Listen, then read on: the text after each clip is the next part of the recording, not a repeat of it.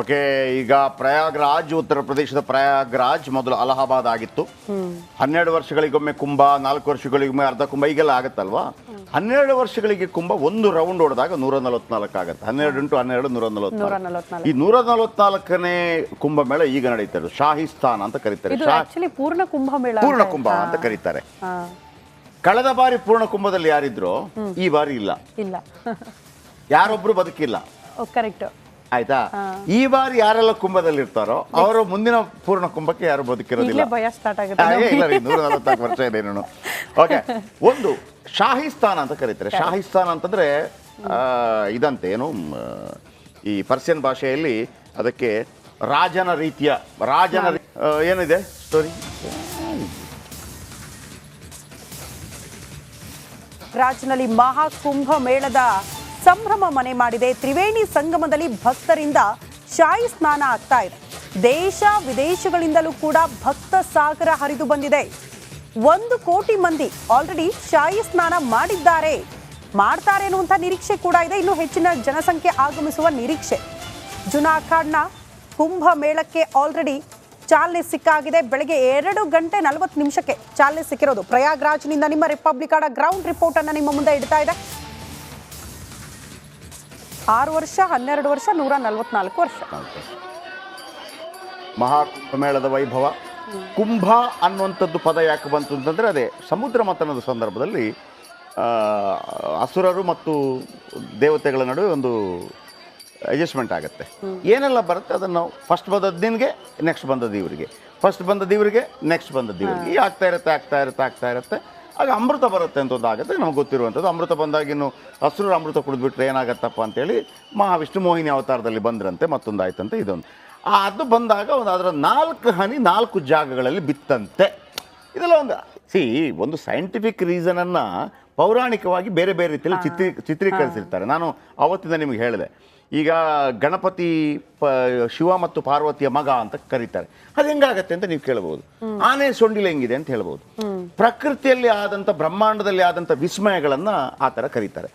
Centrifugal force ಮತ್ತು ಮತ್ತೊಂದು force, ಒಂದು ಫೋರ್ಸ್ ಬಿಗ್ ಬ್ಯಾಂಗ್ ಅಂತ ಹೇಳುವಾಗ ಒಂದು ಏನೋ ಈಗಲೂ ಗೊತ್ತಿಲ್ಲ, 2 ಆಯಿತು ಅಂತ.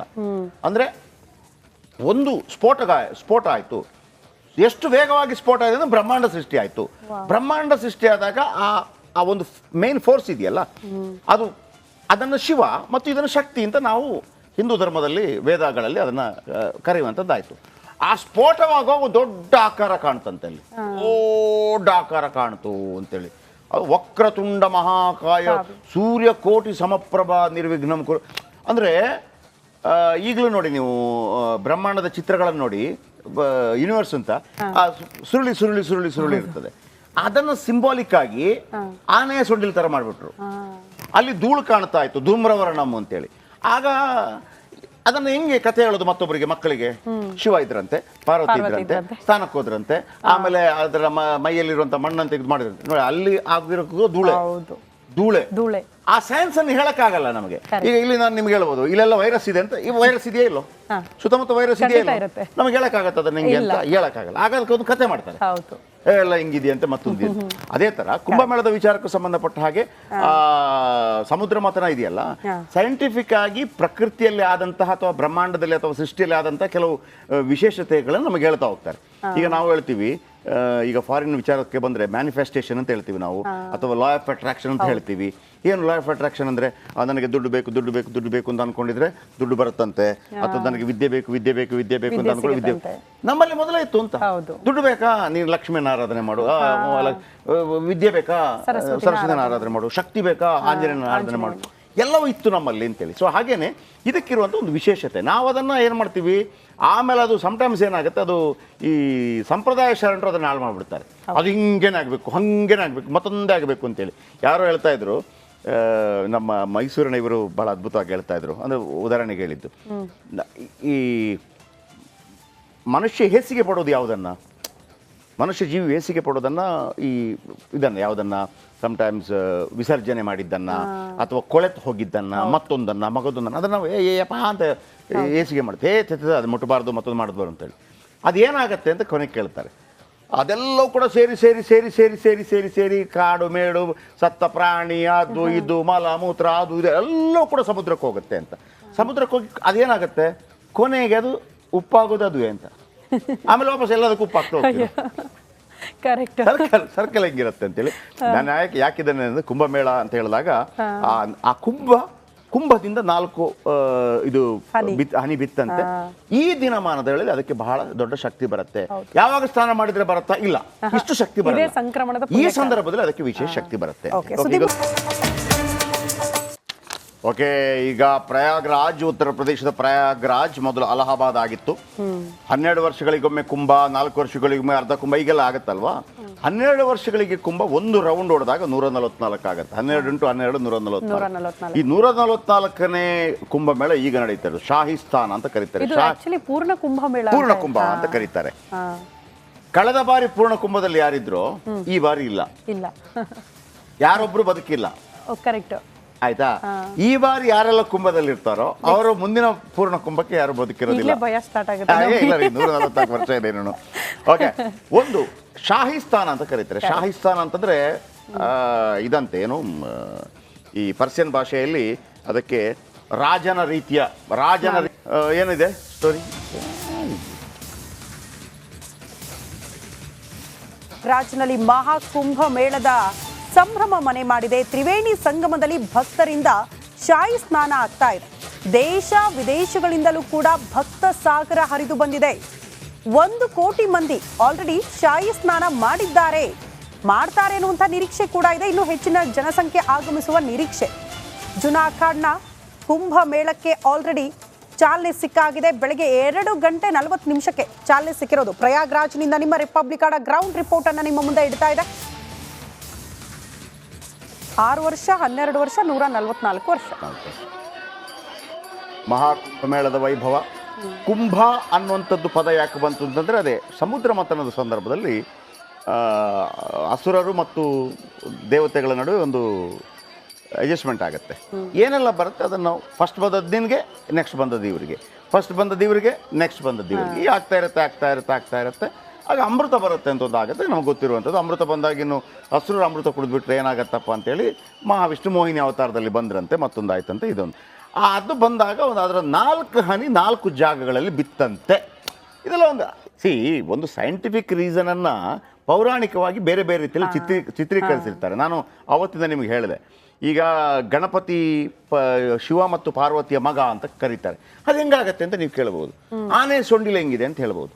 ಪ್ರಕೃತಿಯಲ್ಲಿ ಆದಂಥ, ಬ್ರಹ್ಮಾಂಡದಲ್ಲಿ ಆದಂಥ ವಿಸ್ಮಯಗಳನ್ನು ಆ ಥರ ಕರೀತಾರೆ.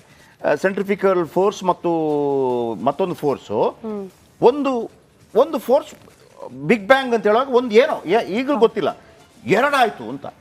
ಅಂದರೆ ಒಂದು ಸ್ಫೋಟ ಆಯಿತು. ಎಷ್ಟು ವೇಗವಾಗಿ ಸ್ಫೋಟ ಆಗಿದೆ ಅಂದರೆ ಬ್ರಹ್ಮಾಂಡ ಸೃಷ್ಟಿ ಆಯಿತು. ಬ್ರಹ್ಮಾಂಡ ಸೃಷ್ಟಿ ಆದಾಗ ಆ ಒಂದು ಮೇನ್ ಫೋರ್ಸ್ ಇದೆಯಲ್ಲ, ಅದನ್ನು ಶಿವ ಮತ್ತು ಇದನ್ನು ಶಕ್ತಿ ಅಂತ ನಾವು ಹಿಂದೂ ಧರ್ಮದಲ್ಲಿ ವೇದಗಳಲ್ಲಿ ಅದನ್ನು ಕರೆಯುವಂಥದ್ದಾಯಿತು. ಆ ಸ್ಫೋಟವಾಗ ಒಂದು ದೊಡ್ಡ ಆಕಾರ ಕಾಣ್ತಂತೆ. ಅಲ್ಲಿ ದೊಡ್ಡ ಆಕಾರ ಕಾಣ್ತು ಅಂತೇಳಿ. ಅದು ವಕ್ರತುಂಡ ಮಹಾಕಾಯ ಸೂರ್ಯಕೋಟಿ ಸಮಪ್ರಭಾ ನಿರ್ವಿಘ್ನಂ ಕುರು. ಅಂದರೆ ಈಗಲೂ ನೋಡಿ ನೀವು ಬ್ರಹ್ಮಾಂಡದ ಚಿತ್ರಗಳನ್ನು ನೋಡಿ, ಯೂನಿವರ್ಸ್ ಅಂತ ಸುರುಳಿ ಇರ್ತದೆ. ಅದನ್ನು ಸಿಂಬಾಲಿಕ್ ಆಗಿ ಆನೆಯ ಸೊಂಡಿಲ್ ಥರ ಮಾಡಿಬಿಟ್ರು. ಅಲ್ಲಿ ಧೂಳು ಕಾಣ್ತಾ ಇತ್ತು, ಧೂಮ್ರವರ್ಣಂ ಅಂತೇಳಿ. ಆಗ ಅದನ್ನು ಹೆಂಗೆ ಕಥೆ ಹೇಳೋದು ಮತ್ತೊಬ್ಬರಿಗೆ, ಮಕ್ಕಳಿಗೆ? ಶಿವ ಇದ್ರಂತೆ, ಪಾರ್ವತಿ ಇದ್ರಂತೆ, ಸ್ಥಾನಕ್ಕೆ ಹೋದ್ರಂತೆ, ಆಮೇಲೆ ಅದರ ಮೈಯಲ್ಲಿರುವಂಥ ಮಣ್ಣನ್ನು ತೆಗೆದು ಮಾಡಿದ್ರಂತೆ. ನೋಡಿ, ಅಲ್ಲಿ ಆಗಿರೋ ಧೂಳೆ. ಆ ಸೈನ್ಸ್ ಅನ್ನು ಹೇಳಕ್ಕಾಗಲ್ಲ ನಮಗೆ. ಈಗ ಇಲ್ಲಿ ನಾನು ನಿಮ್ಗೆ ಹೇಳ್ಬೋದು, ಇಲ್ಲೆಲ್ಲ ವೈರಸ್ ಇದೆ ಅಂತ. ಈ ವೈರಸ್ ಇದೆಯಾ ಇಲ್ಲೋ, ಸುತ್ತಮುತ್ತ ವೈರಸ್ ಇದೆಯಾ ಇಲ್ಲ, ನಮ್ಗೆ ಹೇಳಕ್ಕಾಗತ್ತೆ ಅದನ್ನ ಹೆಂಗೆ ಅಂತ ಹೇಳಕ್ಕಾಗಲ್ಲ. ಆಗ ಅದಕ್ಕೆ ಒಂದು ಕತೆ ಮಾಡ್ತಾರೆ, ಎಲ್ಲ ಹಿಂಗಿದೆಯಂತೆ ಮತ್ತೊಂದು. ಅದೇ ತರ ಕುಂಭಮೇಳದ ವಿಚಾರಕ್ಕೂ ಸಂಬಂಧಪಟ್ಟ ಹಾಗೆ ಸಮುದ್ರ ಮಥನ ಇದೆಯಲ್ಲ, ಸೈಂಟಿಫಿಕ್ ಆಗಿ ಪ್ರಕೃತಿಯಲ್ಲಿ ಆದಂತಹ ಅಥವಾ ಬ್ರಹ್ಮಾಂಡದಲ್ಲಿ ಅಥವಾ ಸೃಷ್ಟಿಯಲ್ಲಿ ಆದಂತಹ ಕೆಲವು ವಿಶೇಷತೆಗಳನ್ನು ನಮಗೆ ಹೇಳ್ತಾ ಹೋಗ್ತಾರೆ.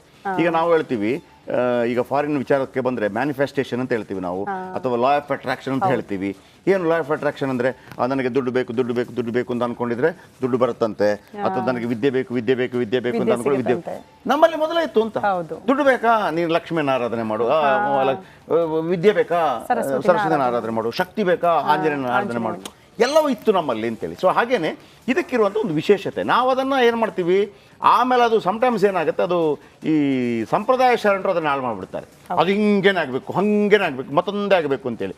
ಯಾರೋ ಹೇಳ್ತಾ ಇದ್ರು, ನಮ್ಮ ಮೈಸೂರಿನ ಇವರು ಭಾಳ ಅದ್ಭುತವಾಗಿ ಹೇಳ್ತಾ ಇದ್ರು. ಅಂದರೆ ಉದಾಹರಣೆಗೆ ಹೇಳಿದ್ದು, ಈ ಮನುಷ್ಯ ಹೇಸಿಗೆ ಪಡೋದು ಯಾವುದನ್ನು, ಮನುಷ್ಯ ಜೀವಿ ಹೇಸಿಗೆ ಪಡೋದನ್ನು ಈ ಇದನ್ನು ಯಾವುದನ್ನು ಸಮಟೈಮ್ಸ್ ವಿಸರ್ಜನೆ ಮಾಡಿದ್ದನ್ನು ಅಥವಾ ಕೊಳೆತು ಹೋಗಿದ್ದನ್ನು ಮತ್ತೊಂದನ್ನು ಮಗದೊಂದನ್ನು ಅದನ್ನು ಏಯಪ್ಪ ಅಂತ ಹೇಸಿಗೆ ಮಾಡುತ್ತೆ. ಅದು ಮುಟ್ಟಬಾರ್ದು ಮತ್ತೊಂದು ಮಾಡಬಾರ್ದು ಅಂತೇಳಿ. ಅದೇನಾಗತ್ತೆ ಅಂತ ಕೊನೆಗೆ ಕೇಳ್ತಾರೆ. ಅದೆಲ್ಲವೂ ಕೂಡ ಸೇರಿ ಸೇರಿ ಸೇರಿ ಸೇರಿ ಸೇರಿ ಸೇರಿ ಸೇರಿ ಕಾಡು ಮೇಡು ಸತ್ತ ಪ್ರಾಣಿ ಅದು ಇದು ಮಲ ಮೂತ್ರ ಅದು ಇದು ಎಲ್ಲವೂ ಕೂಡ ಸಮುದ್ರಕ್ಕೆ ಹೋಗುತ್ತೆ ಅಂತ. ಸಮುದ್ರಕ್ಕೆ ಹೋಗಿ ಅದೇನಾಗುತ್ತೆ, ಕೊನೆಗೆ ಅದು ಉಪ್ಪಾಗೋದು ಅದುವೇ ಅಂತ. ಆಮೇಲೆ ವಾಪಸ್ ಎಲ್ಲದಕ್ಕೂ ಉಪ್ಪಾಗ್ತಾ ಹೋಗ್ತೀವಿ. ಕರೆಕ್ಟ್. ಸರ್ಕಲ್ ಹೆಂಗಿರುತ್ತೆ ಅಂತೇಳಿ ನಾನು ಯಾಕಿದ್ದಾನೆ ಅಂದರೆ, ಕುಂಭಮೇಳ ಅಂತ ಹೇಳಿದಾಗ ಆ ಕುಂಭದಿಂದ 4 ಇದು ಹನಿ ಬಿತ್ತಂತೆ. ಈ ದಿನಮಾನದಲ್ಲಿ ಅದಕ್ಕೆ ಬಹಳ ದೊಡ್ಡ ಶಕ್ತಿ ಬರುತ್ತೆ. ಯಾವಾಗ ಸ್ನಾನ ಮಾಡಿದ್ರೆ ಬರುತ್ತಾ? ಇಲ್ಲ, ಇಷ್ಟು ಶಕ್ತಿ ಬರುತ್ತೆ. ಈ ಸಂದರ್ಭದಲ್ಲಿ ಅದಕ್ಕೆ ವಿಶೇಷ ಶಕ್ತಿ ಬರುತ್ತೆ.